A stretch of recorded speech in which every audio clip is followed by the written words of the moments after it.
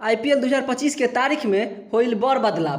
अब एह दिन से शुरू होई अगला सीजन, जानी कब और कहाँ खेलल जाई पहला मैच। तो सबसे पहले प्रणाम नमस्कार तमाम भोजपुरिया क्रिकेट के दर्शक लोगन। चर्चा में हमारे साथ फिर से जुड़ गए बारन हमारे मित्र पांडे जी। तावा जानल जाई विस्तार से पांडे जी के साथ।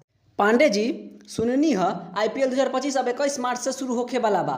इ तो 14 मार्च से शुरू होखे वाला रहे न, फिर तारीख बदले के का वजह बा? तिवारी जी, रिपोर्ट कहत बा कि इ बदलाव चैंपियन ट्रॉफी के कारण भइल बा। 9 मार्च के चैंपियन ट्रॉफी खत्म हो जाई। ब्रॉडकास्ट के राय रहे कि टूर्नामेंट खत्म होखे के बाद थोड़ा गैप रखल जाए। तो ये अच्छा सोच बा, न तो खिलाड़ी लोगन के आराम न मिलित और मैच के मजा भी कम हो जाई। सही कहत बानी तिवारी जी। अब IPL के पहला मैच कोलकाता के ईडन गार्डन में होखे वाला बा।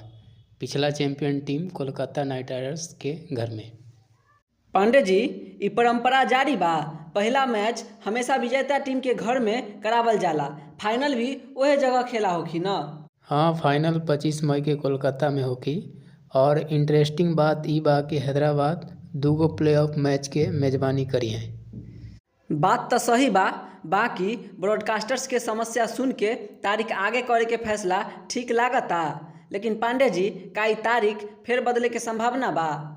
नाही तिवारी जी, अब तारीख फाइनल बा। मैच के वेन्यूज पर भी कौनो कन्फ्यूज नहीं खे। ठीक बा पांडे जी, अब तो बस इंतजार बा कि कब कोलकाता में बाजा बाजी और IPL के धमाका शुरू होई।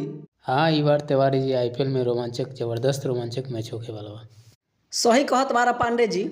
और आप लोगन अपन राय कमेंट में बताई आ चैनल के सब्सक्राइब करके अपन सपोर्ट दिखाई आ क्रिकेट के हर चर्चा अपडेट खातिर यही जगह पर मिलते रही। धन्यवाद।